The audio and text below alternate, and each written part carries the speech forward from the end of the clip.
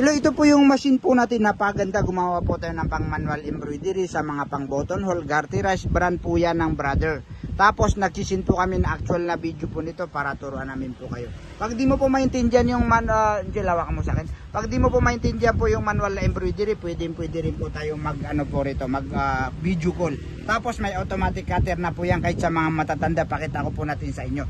Unari matanda po yung bibigyan mo ng machine. Hindi na po kayo nagtutug rito, sasabit mo lang po rito.